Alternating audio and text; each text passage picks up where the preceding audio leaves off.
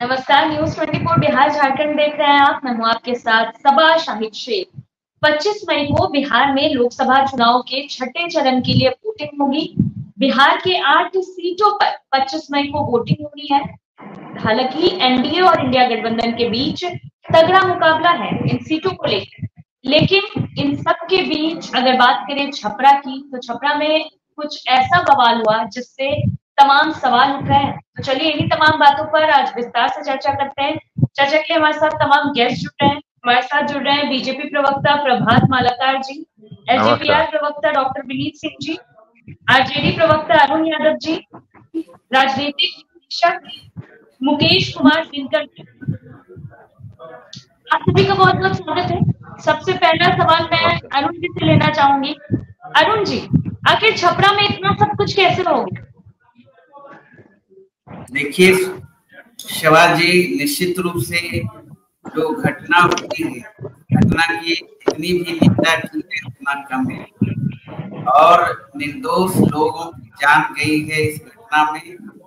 और जबकि चुनाव में हिंसा का कहीं कोई स्थान नहीं है और किसी को भी इस तरह की हिंसक घटना पर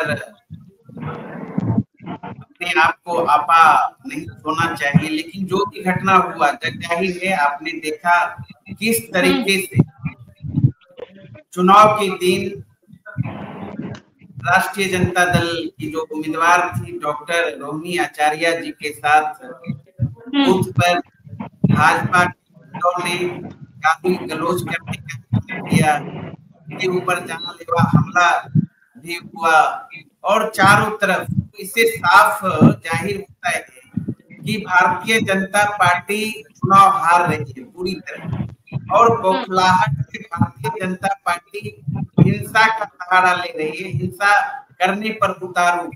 आपने देखा सारण का ही सवाल क्यों, आपने मुंगेर में भी देखा इसी तरह से नंगा किया गया। शासन प्रशासन के सहयोग से किस तरीके से एनडीए कार्यकर्ताओं ने वहां गरीब गुरुओं को, कमजोर तबके के लोगों को वोट देने से रोका गया। प्रशासन भी खुला नंगा नाच किया गया। जहां तक सारण की घटना का सवाल है सभा जी, यह सोचने वाली बात है। सारा तो सामने आ रहा है।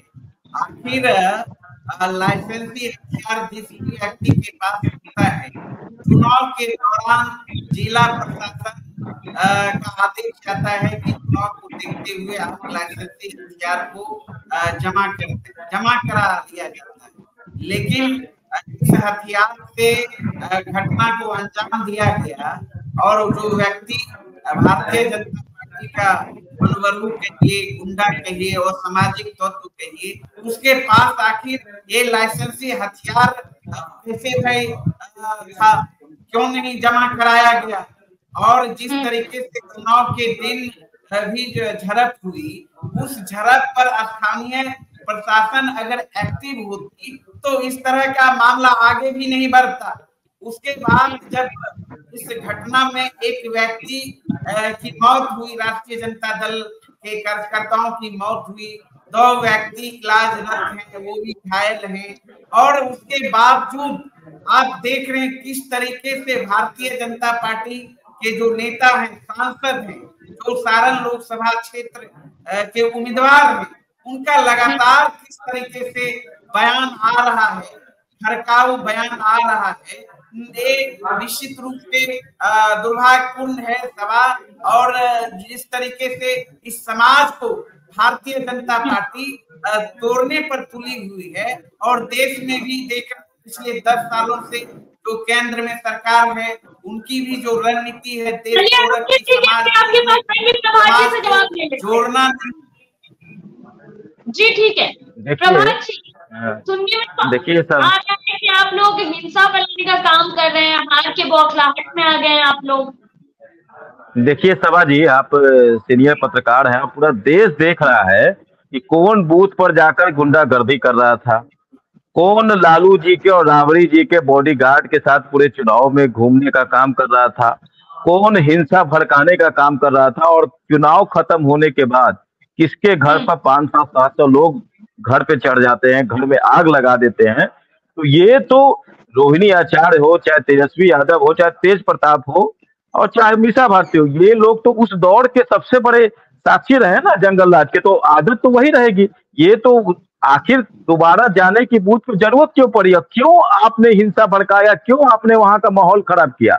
आप बताइए, जब कोई आदमी, आप अगर सही रहते, अगर आप परीक्षा के दिन आप अंतिम समय में चीट निकालेंगे और कहेंगे कि हम नहीं किए, तो कहीं ना कहीं से आप पूरी तरह से फेल होने वाले हैं। आपको हार का डर सता गया और आपको लगा कि हम उसी जंगल राज के दौर में फिर दोबारा आ जाएंगे, बिहार को जंगल राज के दौर में ढकेल देंगे और हम बूथ कैप्चर कर लेंगे। तो ये बूथ कैप्चर नहीं होने वाला है, ये नरेंद्र मोदी की गारंटी है, सम्राट चौधरी की गारंटी है। अगर आप गलत कीजिएगा तो आप बख्शे नहीं जाइएगा। आप क्या किए, पूरा दुनिया देख रहा है, फिर से बिहार को उसी दौर में आप ले जाना चाहते हैं पूरे दुनिया में। आज आपने क्या संदेश दिया कि चुनाव के अंतिम समय 1 घंटा वोटिंग का बचा है और आप जाकर वहां पे बूथ कैप्चरिंग की प्रयास कर रहे हैं? तो ये सब नहीं चलेगा। ये जान लीजिए कि मोदी की गारंटी है, अगर आप दोषी होइएगा तो बचिएगा नहीं। तो ये लोग शुरू से माहौल बिगाड़ने का, और क्योंकि ये कहीं इनका पिछले बार भी शून्य थे और इस बार भी शून्य पे आउट होंगे, तो इनको हताशा निराशा के में ये इस प्रकार के गुंडागर्दी पे उतर आए, इस प्रकार की हरकतें कर रहे हैं कि इनको कहीं से कोई जनता तो इनको पहले ही आउट कर चुकी है। तो किसी प्रकार चाहते हैं, जिस प्रकार से 17 महीने के लिए चोर दरवाजे से सत्ता में आ गए और फिर बेदखल हो गए, तो उसी प्रकार किसी प्रकार आज मैं आपको सभा जी में स्पष्ट कर देना चाहता हूँ कि राष्ट्रीय जनता दल अपने अस्तित्व की लड़ाई लड़ रही है और अस्तित्व बचाने के लिए ये गुंडागर्दी, भ्रष्टाचार, लूट, हत्या, मतलब ये कुछ भी करवा सकती है। इस हद तक राष्ट्रीय जनता दल और इंडी गठबंधन के लोगों का चरित्र है कि वो अपने अस्तित्व बचाने के लिए कुछ कहीं तक, किसी हद तक जा सकते हैं। तो ये लोग पूरी तरह से फेल है, हताशा निराशा में ये इस तरह की हरकतें कर रहे हैं। जान रहे हैं कि 4 जून के बाद जो राहुल गांधी है उनका विदेश का टिकट कटा होगा, तेजस्वी यादव भी, वो भी विदेश जाने वाले हैं। तो यह हताशा निराशा में किया गया कार्य है। चलिए ठीक है विनीत जी, अगर बात करें छपरा की घटना की, तो जो छपरा में हुआ, आपको नहीं लगता कि इसका असर छठे चरण के चुनाव में पड़ सकता है बिहार में? जी सभी को नमस्कार, गुड आफ्टरनून। भाई लालू प्रसाद यादव के परिवार में सब कोई डॉक्टर ही है क्या? और ये कौन सा डॉक्टर है डॉक्टर मीसा भारती जी? डॉक्टरेट है कि मेडिकल डॉक्टर है? कभी आज तक आला लेके घूमी है क्या कि मीसा भारती की तरह रोहिणी आचार्य भी है? अरुण भाई बताएंगे क्या है सभा जी कि घटना दुर्भाग्यपूर्ण है, जो भी मृतक हैं उनके परिवार के प्रति सहानुभूति है, संवेदना है, लेकिन ये घटना घटी क्यों? रोहिणी आचार्य जी के साथ भोला यादव जी घूम रहे थे, जो कि उस संसदीय क्षेत्र के वो नागरिक नहीं है। पहले कैसे घूम रहे थे जरा ये बताया जाए। हर बूथ पे जा के अपने कार्यकर्ताओं को उकसाने का मतलब क्या है? ये राजद के कार्यकर्ताओं की, विशेष करके लालू प्रसाद के परिवार की फितरत रही है। जब भी हार का सामना होता है ना, ये बौखला जाते हैं और बौखलाहट में असामाजिक तत्वों के साथ मिलकर बवाल काटते हैं, जिसका एक झलक अगर मैं कहूं कि ट्रेलर था तो ये इन्होंने दिखाया है कि अगर हम कहीं जीत गए, हालांकि जीतने नहीं जा रहे हैं, लेकिन कहीं से अगर जीत गए बाई फ्लूक और बाई क्रूक और बाई हुक, तो क्या स्थिति बना देंगे। जनता सजग हो चुकी है। सभा जी जो आपके सवाल पे आते हुए कह रहे हैं कि जनता पहले से सजग थी, अब और एक्स्ट्रा कॉशियस हो गई है। तो जो 4 तारीख को ऐसे भी इनकी बहुत पीटी हुई है, फजीहत बिल्कुल तय है, लेकिन हम तो निवेदन करेंगे इलेक्शन कमीशन से कि ऐसे लोग, रोहिणी आचार्य जैसे लोगों को खिलाफ जो है त्वरित कार्रवाई करते हुए अनुशासनात्मक कार्रवाई करे और जल्दी करे। चलिए ठीक है, तो राजनीतिक विश्लेषक मुकेश कुमार जी का रुख करते हैं। मुकेश जी, अगर बात करें जो घटना हुई है छपरा में, तो इसका सीधा नुकसान किसको होगा, इंडिया गठबंधन को या एनडीए गठबंधन को? देखिए, पहले तो सबसे पहले हम इस घटना की निंदा करते हैं। लोकतंत्र में ऐसे जघन्य अपराधों का कोई स्थान नहीं, चाहे कार्यकर्ता किसी भी दल के हों। दल कभी भी देश से बड़ा नहीं हो सकता है, कभी भी। और जो मृतक परिवार के लोग हैं जिनकी हत्या हुई, हम तो कहेंगे कि लोकतंत्र में हत्या जो जिस प्रकार से बिहार की छवि को धूमिल किया गया, मैं दलीय स्थिति पे नहीं जाना चाहता हूँ। सबसे पहले मैं वास्तविक और तथ्यगत बात रखना चाहता हूँ कि घटना घटी, ये प्रशासनिक विफलता है। किसी के घर पे कोई चला जाए, किसी की हत्या हो जाए, तो इसका कहीं ना कहीं लगता है कि कहीं ना कहीं इंटेलिजेंस का, जिला स्तर का जो इंटेलिजेंस अपना होता है प्रशासन का, उसका भी चूक है। ये प्रशासनिक विफलता है। सरकार को अन्य जिलों में अभी 2 चरण का चुनाव बाकी है। ऐसे माहौल जहां कहीं भी है तो वहां पे मतलब एजेंसी का सहयोग लेकर के सबसे पहले तो प्रशासनिक सफलता कैसे हो, इस पे ध्यान देने की जरूरत है। और रही बात कि जो लोग हिंसा के, दलीय लोग जो हिंसा की निंदा कर रहे हैं, तो दल को अब ये भी तय करना चाहिए कि हिंसक लोग के लिए दल में कोई स्थान नहीं होना चाहिए, किसी भी दल में। चुनावी परिणाम विजय और पराजय का तो होना ही है, किसी का विजय किसी का पराजय, लेकिन लोकतंत्र छपरा में हार गया है। ये मैं कहना चाहता हूं कि लोकतंत्र हार गया है। विजय और पराजय और दलीय स्थिति में आगे 2 चरण में क्या परिणाम होगा, परिणाम तो मैं मानता हूं कि हिंसा के खिलाफ ही लोग जाएंगे, हिंसा कोई पसंद नहीं करेगा। तो ये चीज दल के लोगों को, जो मैं एक मिनट में मैं मतलब समाप्त करता हूँ ये प्रकरण को, कि जो दल के प्रवक्ता दल को जो यहाँ पे लीड कर रहे हैं, ये बताएं कि कितने हिंसक लोग को टिकट दिए और कितनी खुशी से ये लोग टिकट दिए। इस पर कभी कुछ बोलेंगे क्या?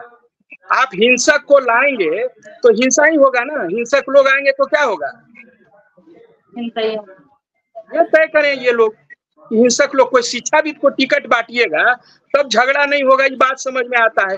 आप जेल से पकड़ पकड़ के लोग आ रहे हैं, उनको आप टिकट दे रहे हैं, तो हिंसा को तो आप लोग न्योता दे रहे हैं।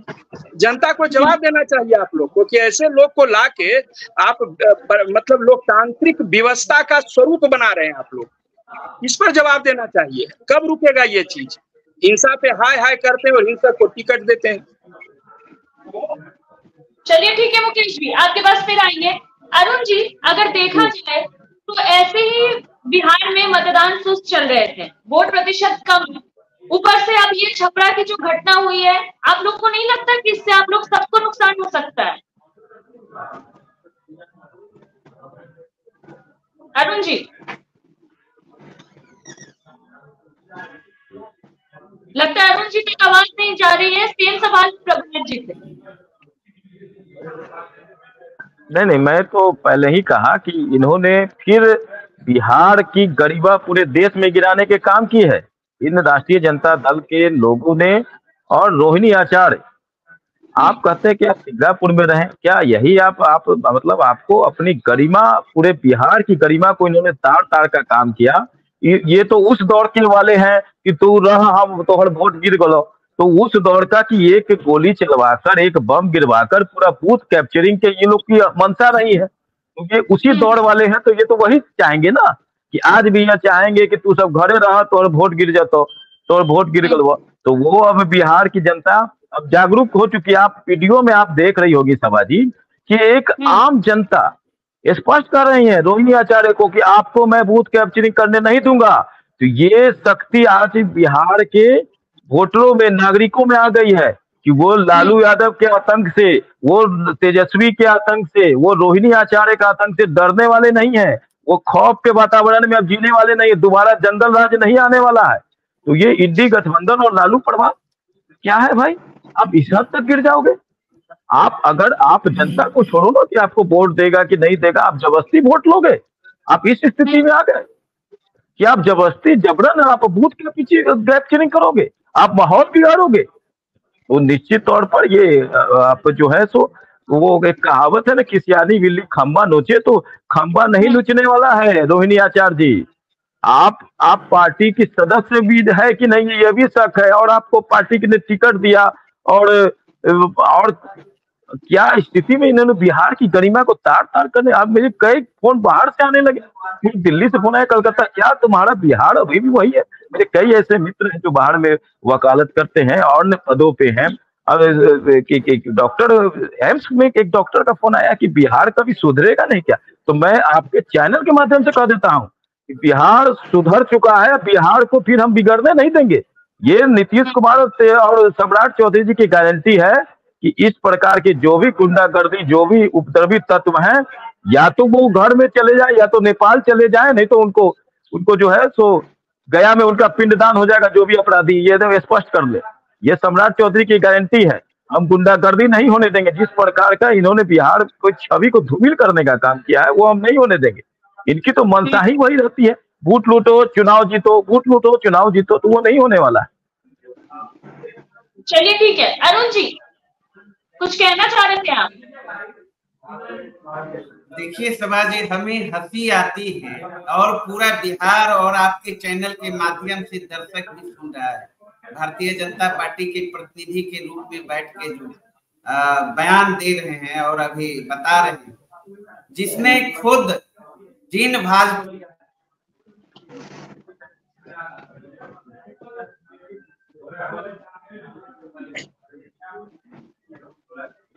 अरुण जी की साइड से शायद कुछ इशू है, टेक्निकल इशू है। तब तक विनीत जी से सवाल ले लेते हैं।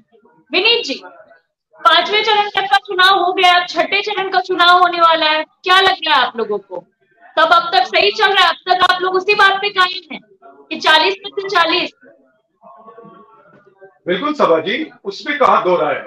अगर मैं अपनी पार्टी की बात करूं तो 100% स्ट्राइक रेट रहेगा।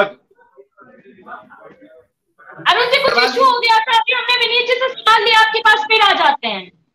जी विनीत। जैसे 2019 में लोजपा ने 6 सीटों पर विजयी हासिल की थी, 6 सीटों पर लड़के, इस बार भी 100% स्ट्राइक रहेगा। जहां तक बात एनडीए की रही है तो 40 सीटों पर रहेगा। और मैं अपनी बात पूरी नहीं कर पाया था पहली बार कि आगे जो 6ठा और 7वां चरण का मतदान होगा वो एनडीए के पक्ष में दुगने से भी ज्यादा होगा। मैंने आपको कारण बता दिया है कि इंडिया अलायंस जो कि एक फ्रेगमेंटेड और फ्रैक्चर्ड अलायंस है, जिनके कोई भी बड़े नेता, देखिए कि राहुल गांधी ने मात्र एक रैली की है भागलपुर में, इसके अलावा कोई भी बड़ा नेता नहीं आया है। पर अगर इंडिया अलायंस की बात कीजिए तो हर घटक दल का बड़े नेता अपना अपना हाथ पकड़ के एक दूसरे का हाथ थाम के मीटिंग कर रहे हैं, रैलियां हो रही हैं। तो जनता के पास ये मैसेज बिल्कुल क्लियर है कि जो एनडीए है आने वाला समय में यही देश को आगे लेके जाएगा हमारे यशस्वी प्रधानमंत्री मोदी जी के नेतृत्व में। तो आने वाले 6ठे और 7वें चुनाव में भी, चरण के चुनाव में भी हमारे जो समर्थन होगा जनता का जोरदार होगा। और जो पहले से हम 40 सीट कह रहे थे, आज भी हम कायम है। वोटों का प्रतिशत और हार की मार्जिन, जो हमारी जीत की मार्जिन उनके हार की मार्जिन है, वो बढ़ जाएगी। बस यही फर्क होगा। जी चलिए ठीक है। अरुण जी, अब भी ये लोग तो दावा कर रहे हैं 40 में से 40, यानी आप लोगों का क्या बनने वाला है?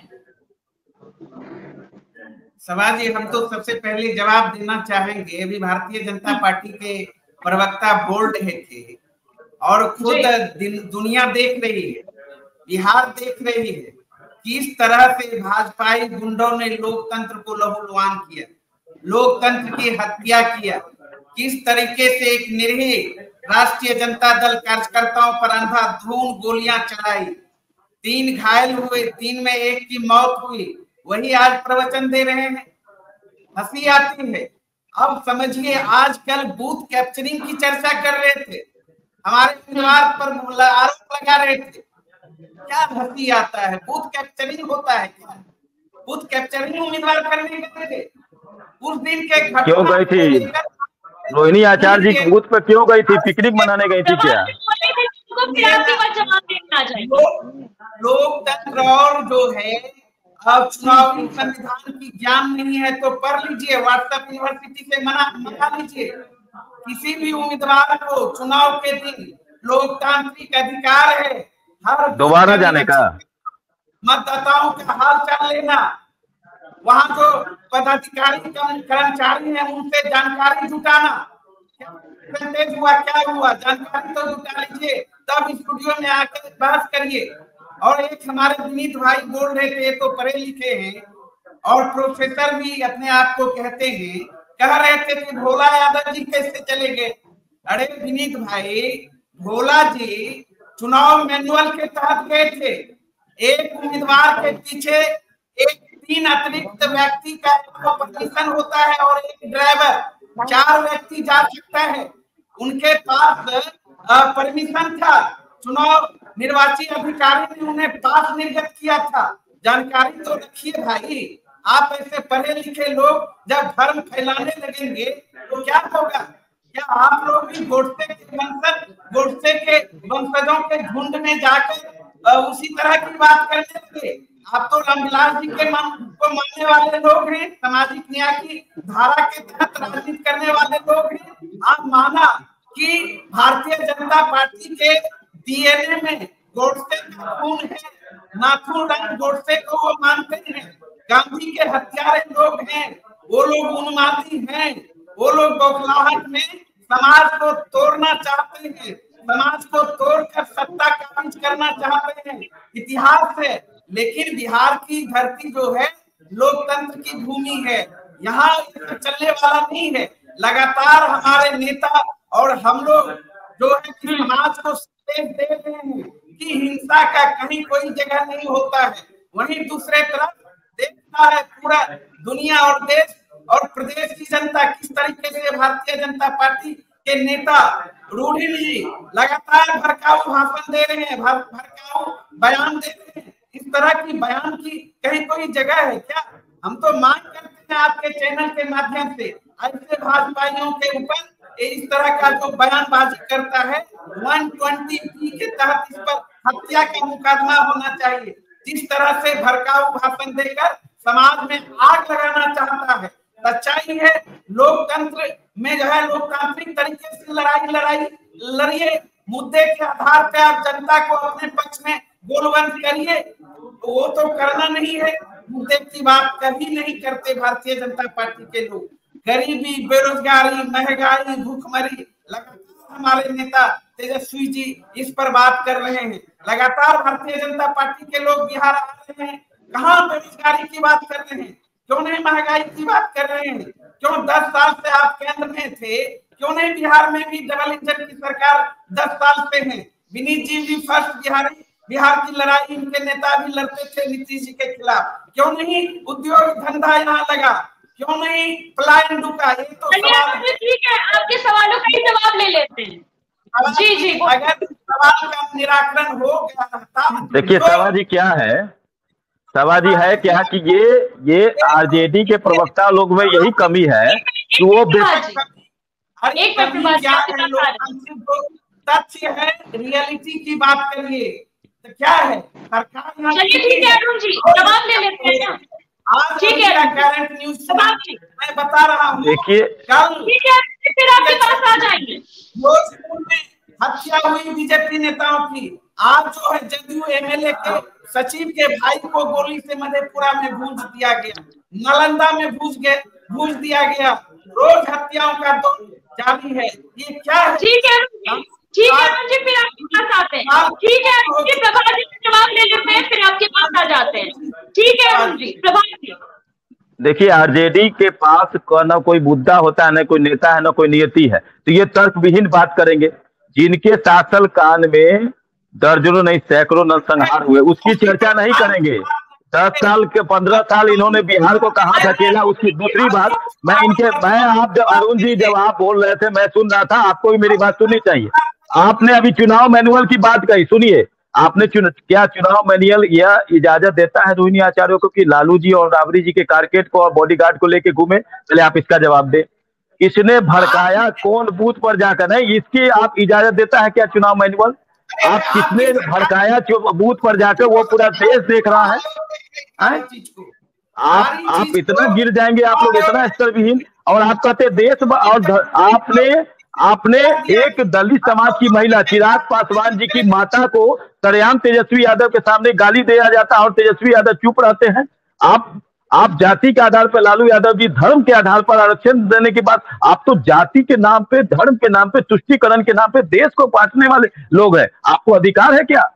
आपको अधिकार है क्या देश के बारे में बोलने का, धर्म के बारे में बोलने का, संविधान के बारे में बोलने का? तो आप लोग तो संविधान को बेचने का काम करते हैं। आप लोग तो तुष्टीकरण के, हम लोग तुष्टीकरण की राजनीति नहीं करते हैं कि हम कहेंगे कि हम मुसलमानों को आरक्षण मिलना चाहिए, हम किसी दलित महिला को गाली देने वाले लोग काम नहीं करते हैं। आज तेजस्वी यादव जी नेता प्रतिपक्ष है, उनके मंच के नीचे चिराग पासवान जी की माता जी को गाली दिया जाता है और तेजस्वी यादव जी इस पर कोई एक्शन नहीं लेते हैं। देखिए आप पहले ये जवाब देना। आज पूरा देश देख रहा है इस सारण लोकसभा में रोहिणी आचार्य जी ने बूथ पर जाकर क्या किया, और आप चुनाव मैनुअल की बात करते हैं। दोबारा क्यों जाना भाई? दोबारा जाके, और आप अगर हर कैंडिडेट को अधिकार है, मैनुअल ये अधिकार देता है कि वो बूथ पर जाए और हाल चाल ले और कितनी वोटिंग हुई इसकी जानकारी ले सकता है, ना कि वो दिशा निर्देश जारी करे कि ये इसको वोट दीजिए, ये कीजिए, वो कीजिए। और आम जनता द्वारा विरोध हुआ था आपका, वो कोई भारतीय जनता पार्टी का कार्यकर्ता हुआ नहीं था, और आपके द्वारा 400-800 लोग जो किसी के घर पे चढ़े थे और आग लगाए थे, वो भी देश देख रहा है, वो भी बिहार की जनता देख रही है। अरे आपके पास कोई मुद्दा नहीं है, कोई काम नहीं है। आज आप बौखला के आपने हार स्वीकार कर लिया है और हताशा निराशा में आप इस तरह की घटना कर रहे हैं। अरे बिहार को बख्श दीजिए आप लोग, और बिहार को बख्श दीजिए। अब बिहार की छवि धूमिल हम लोग नहीं होने देंगे। ये हम, अगर आपका प्रण है कि जंगल राज लाएंगे, तो हमारा भी प्रण है कि जंगल राज नहीं आने देंगे, ये स्पष्ट है। चलिए प्रभात जी, ठीक है। विनीत जी, कुछ कहना चाह रहे थे आप? सभा जी, क्या है कि इंग्लिश में कहावत है, इग्नोरेंस इज ब्लिस। तो अरुण भाई जो हैं और राजद के जितने भी प्रवक्ता हैं या नेता हैं, सब लोग उसी मोड में रहता है, पूरी बात की जानकारी नहीं होती है, आधा अधूरा ज्ञान लेके चले आते हैं। आपके साथ लोग रह सकते हैं पर उसी संसदीय क्षेत्र के होने चाहिए। ये चेक कीजिए, अभी मैंने गूगल में, सुनिए ना, यही ज्ञान का अभाव है। लोग आपके पास जवाब नहीं आ जाएंगे ना, तब आप बोल लीजिएगा। दूसरी बात, जवाब नहीं आ रही बात पूरी कर लीजिएगा। अरुण भाई थोड़ा सा, अब जहां तक बात आ रही है, अरुण भाई वही रटा रटाया चीज जो होता है ना, बोलते रहते हैं कि संविधान खतरे में, लोकतंत्र की हत्या हो गई है। अरे भैया, एक भी आर्टिकल आप बताइए तो कि जिसको हटाया गया हो, जिसके कारण जनता परेशान हो। आपके समय 15 साल में लेके चले, जब 18,000 किडनैपिंग और 32,000 लोग की हत्या हो जाती थी, 70 कंपनियां, बड़ी कंपनियां और 500 लघु उद्योग आपने बंद करा दिए थे। आपको और बताएं, पर कैपिटा इनकम कितना घट गया था? पहली बार ऐसा हुआ है। पर कैपिटा इनकम बढ़ता है, यहाँ पे इनके राज्य में पर कैपिटा इनकम घट गया था। लोन जो है, सभा जी ध्यान रखिएगा, लोन जो है हमारे बिहार में 1990 में 5% था, 2000 में इनके कारण 35% हो गया। इन्हीं की पार्टी थी ना जो कि अपनी बेटी की, यही रोहिणी आचार्य की शादी में ना गाड़ियां उठवा ली गई थी, सोफा सेट उठवा लिया गया था। और आप बात करेंगे संविधान की हत्या हो गई, लोकतंत्र की हत्या हो गई। अरुण भाई, बिहारी आप हैं, बिहार की जनता के प्रति भी कुछ आपका दायित्व बनता है, उसका निर्वहन कीजिए। आज राजद में है, कल किसी और पार्टी में हो गया, लेकिन ऐसे लोगों को साथ मत दीजिए जो कि केवल अराजकता में विश्वास रखते हैं और कम से कम लोकतंत्र का जो पर्व है उसमें बढ़ चढ़ का हिस्सा नहीं लेते। जी चलिए ठीक है विनीत जी। मुकेश जी, अगर बात करें चुनाव की, तो 5वें चरण तक का चुनाव हो गया, 6ठे चरण का भी चुनाव होने वाला है। सब, चाहे इंडिया गठबंधन या एनडीए गठबंधन, सब अपने अपने दावे कर रहे हैं। अभी आपने विनीत जी को भी सुना, वो भी कह रहे थे 40 में से 40। और अगर बात करें इंडिया गठबंधन की, तो वो लोग भी अपनी अलग दावे करते हैं। लेकिन आपको क्या लग रहा है, कौन आगे चल रहा है अब तक के चुनाव को अगर देखा जाए? हम एक बात स्पष्ट कर रहे हैं कि सीट किसको कितना मिलेगा ये तो 4 तारीख को पता चलेगा, लेकिन बिहार अपराध और अपराधी के खिलाफ मतदान करेगा, ये मेरा पूरा विश्वास है बिहारियों के प्रति। क्योंकि बिहार और बिहारी लोकतंत्र के चहेते रहे हैं, चाहने वाले रहे हैं, और कभी भी अपराध को पसंद नहीं करेंगे। ठीक है। तो अपराध के खिलाफ ही बिहार का मतदान जो 2 चरण का बचा हुआ है, वो अपराध और अपराधी के खिलाफ ही मतदान करेंगे, ऐसा मेरा विश्वास है। मुकेश जी, सियासी समीकरण क्या कह रहे हैं? कौन किससे मात देने वाला है? क्या लग क्या रहा है अगर अब तक के चुनाव को देखा जाए? देखिए, अगर राजनीतिक दृष्टिकोण से देखिएगा तो जातीय गोलबंदी में बिहार आज भी बटा हुआ है, जो बिहार के लिए दुर्भाग्य है। लेकिन हम फिर एक बार कहेंगे, चूंकि हम एक राजनीतिक विश्लेषक के रूप में आपके स्टूडियो में हैं, आपके साथ जुड़े हैं, तो हम फिर एक बार कहेंगे कि बिहार अपराध और अपराधी के खिलाफ लोकतंत्र को मजबूती के लिए मतदान करेगा। चलिए ठीक है मुकेश जी। अरुण जी, अब आप अपनी बात पूरी कीजिए। बिल्कुल सवाल जी, हम सहमत हैं मुकेश जी की बातों से। तो लगातार जिस तरह से अपराध का ग्राफ बिहार में बढ़ा है, निश्चित रूप से बिहार और बिहार वासी से बहुत दुखी है। और खास करके भारतीय जनता पार्टी ने जिस तरीके से भाजपाई गुंडों ने लोकतंत्र को लहूलुहान किया है और पिछले 10 सालों से जो केंद्र में बैठी सरकार है संविधान को भी तहस नहस करने का प्रयास किया है, लोकतंत्र को भी लहूलुहान करने का काम किया है और जन सरोकार के जो सवाल हैं उन सवालों को भी जो है आंख दिखाने का काम किया है। उन सवालों से भी थोड़ा सा भी कहीं कोई मतलब नहीं रखा है। इसलिए बिहार और देश की जनता जो है कि मन बना लिया है इस सरकार को हटाने का। इनके खिलाफ जो है बिहार की जनता वोट की चोट से भारतीय जनता पार्टी और नरेंद्र मोदी जी को जवाब दे रही है, क्योंकि बिहार में ही नहीं बल्कि पूरे देश में बेरोजगारी चरम पर है, महंगाई चरम पर है, गरीबी चरम पर है, भूखमरी चरम पर है और इनके पास जो है एनडीए के पास कोई रोड मैप नहीं है। जब भी आते हैं बिहार या फिर कहीं भी जाते हैं इनके नेता सिर्फ और सिर्फ भावनात्मक मुद्दे, भावनात्मक नारे भड़काकर वोट लेना चाहते हैं। लेकिन अब देश और प्रदेश की जनता भावनात्मक नारे, भावनात्मक मुद्दे के जो है जाल में फंसने वाली नहीं है और बिहार की जनता खास करके 40 का 40 से जो पार्टी जन सरोकार की बात करता है, जनता की बात करता है, हमारे नेता तेजस्वी जी गरीबी की बात करता है, नौकरी की बात करता है, मुद्दों की बात करता है। आपने देखा पिछले 17 महीनों का जो सरकार था महागठबंधन का बिहार में एक मुश्त 5 लाख सरकारी नौकरी देने का काम किया, जाति आधारित गणना कराकर 75% आरक्षण का दायरा बढ़ाने का काम किया, मानदेय 2 गुना करने का काम किया, नियोजित शिक्षकों को राजकर्मी का दर्जा देने का काम किया।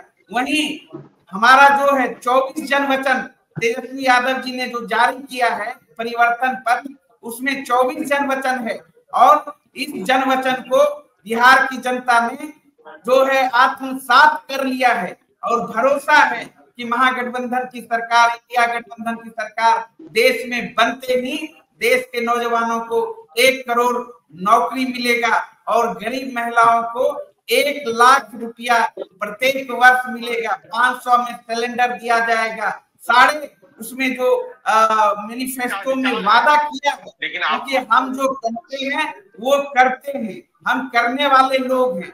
भाजपा के तरह हम यह नहीं कह देते हैं कि ये तो जुमलाबाजी था। जिस तरह से बिहार के जनता को ठगने का काम किया, कहा था बिहार को विशेष राज्य का दर्जा देंगे, बिहार में बंद पड़ी तमाम चीनी मिल चालू करेंगे। आपने देखा इन्हीं के नेताओं ने कहा था, भारतीय जनता पार्टी के नेताओं ने और प्रधानमंत्री जी ने, चाहे मुजफ्फरपुर का एयरपोर्ट हो, चाहे भागलपुर का एयरपोर्ट हो, चाहे पूर्णिया का एयरपोर्ट हो, चालू करेंगे। लेकिन आज तक न तो एयरपोर्ट चालू हुआ और न ही बंद पड़ी चीनी मिल चालू हुआ, न तो बिहार को विशेष राज्य का दर्जा मिला। और नेशनल परिप्रेक्ष्य में जितने भी वादे जो घोषणा होता है, वचन होता है और वचन होता है, लेकिन एक भी वादा पूरा नहीं करने का काम किया। न तो विदेशों से काला धन आया, न तो प्रत्येक नागरिकों को खाते में 15-15 लाख मिला, न तो किसानों की आय 2 गुनी हुई, न तो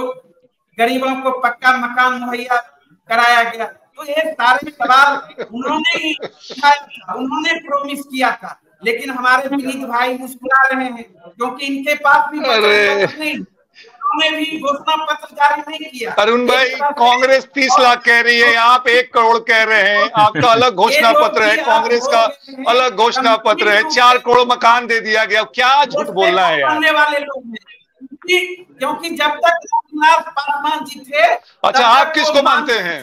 उनका आप किसको मानते हैं? कर्पूरी ठाकुर को मानते हैं जिसकी बेइज्जती की थी आपने? उन्हीं के विचार जेपी को मानते हैं? हम उसी नेता को मानते हैं। हमारे नेता हो लालू जी हो, रामविलास जी हो, ये लोग ये सामाजिक न्याय के। देखिए, लालू जी और रामविलास को एक सांस में मत बोला कीजिए। रामविलास पासवान जी की बेदाग छवि थी, लालू प्रसाद यादव की तरह जेल में नहीं गए थे। देखिए, अरे उस पार्टी के नेता हैं अरुण भाई, जिसको सुप्रीम कोर्ट ने पहले नेता है जिसको कि बार कर दिया है चुनाव लड़ने से। 4 केसेस में सजा याफ्ता है। चारा घोटाला, अलकतरा घोटाला, लैंड फॉर जॉब, अरे क्या क्या बताएं मेरे भाई। हमको तो आपको हिम्मत की दाद देनी पड़ती है कि फिर भी आप कपड़ा वपड़ा पहन के दाढ़ी उड़ी बना के चले आते हैं। आपके पार्टी को भी विजय कराया, लेकिन तो पर भी एक सीट जीतने के लिए आपके नेता वहां हनुमान बने बगैर बेमतलब का। आपके देखे आप पासवान जी क्या किया इनके साथ, उनके जानते हैं अरुण भाई, अगर राघोपुर में हम नहीं खड़े होते ना तो तेजस्वी यादव हार चुके होते, विधायक भी नहीं बनते। शुक्रगुजार रहिए हम लोग का। तो इसीलिए आप लोगों का कोई नीति सिद्धांत नहीं है विनीत जी। आप लोग अब जो है सिर्फ और सिर्फ आपके नेता को कैसे एमपी बनना है, सारे रामविलास पासवान जी के विचारधारा को। अरे हमारे पास तो 6 एमपी थे, आपके पास कितना एमपी था? 0, शून्य की सवारी कर रहे थे। नहीं है, हम लोग सिद्धांत के साथ समझौता करने वाले नहीं थे। सिद्धांत पर सभा जी, अरे जो पैसा ले लेके नौकरी देता है, जमीन लोगों की गिरवी रख लेता है नौकरी के चक्कर में, आप ऐसे पार्टी के नेता की बात हम लोग सुन रहे हैं और वो बात ज्ञान दे रहे हैं हमें संविधान पे और हमें ज्ञान दे रहे हैं नैतिकता पे। अरे इन्हीं के पार्टी को लेके ना लंदन टाइम्स ने कहा था कि Bihar is a sewage of India, मतलब देश का सीवर है वो। इन्हीं की पार्टी थी ना 1990 से लेकर 2005 तक। और ये नैतिकता का पाठ पढ़ाएंगे, सब जगह हार रहे हैं अरुण भाई, ध्यान रखिएगा। चलिए अरुण जी ठीक है, ठीक है जवाहर जी, आप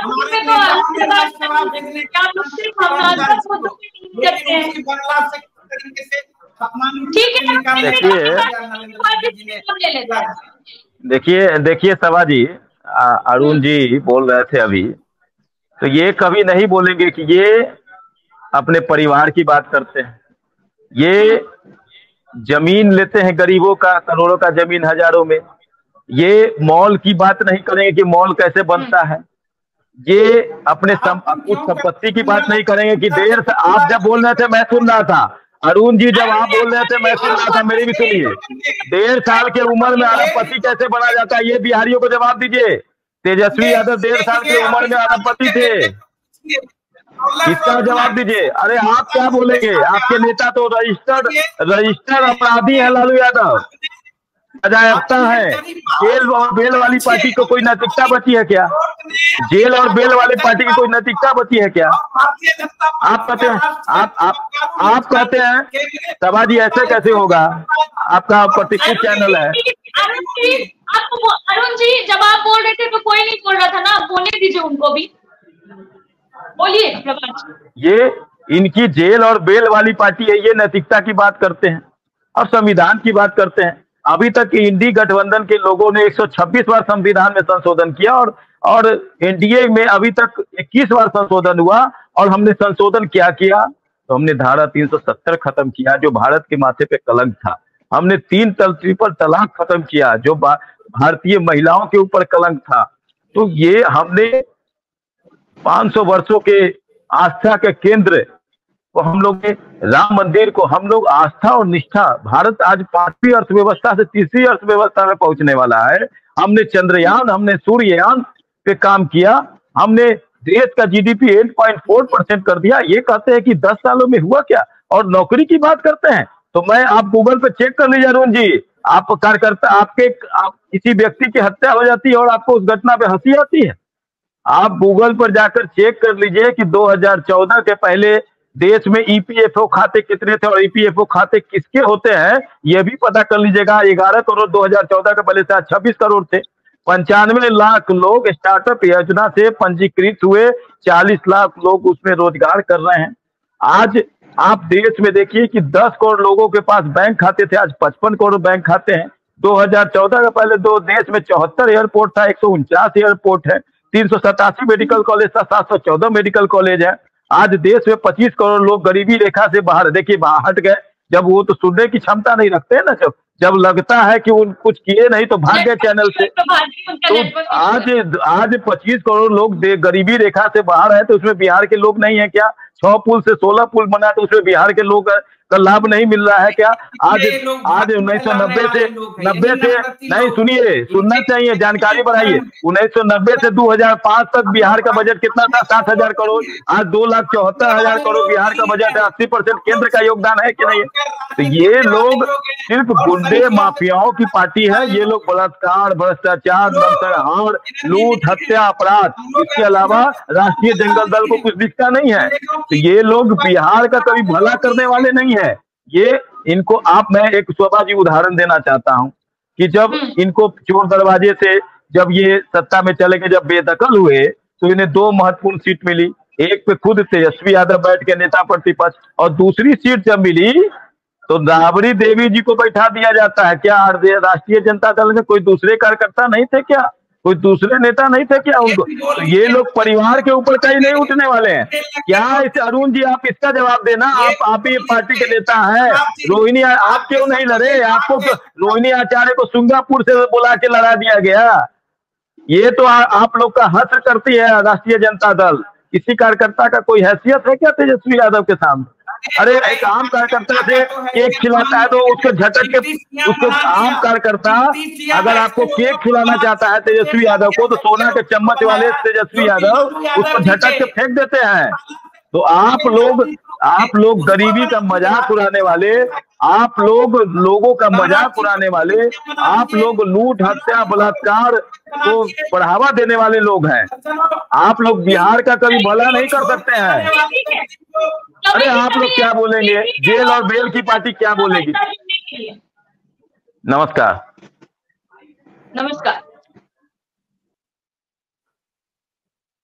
दरअसल अब बिहार में 25 मई को छठे चरण का चुनाव होना है। 5 चरण के चुनाव हो गए। हालांकि अगर जहां-जहां अब तक चुनाव हुए उन सबके नतीजों को देखा जाए तो अभी कुछ भी ठीक से नहीं कहा जा सकता है। अब इसका फैसला 4 जून को ही होगा कि कौन किस पर भारी पड़ रहा है। फिलहाल के लिए इतना ही। देखते रहिए न्यूज़ 24 बिहार झारखंड। अगर आपको ये वीडियो अच्छा लगा तो इसे लाइक, शेयर और सब्सक्राइब जरूर करें। आप अपनी राय हमें कमेंट करके भी जरूर बताएं। नमस्कार।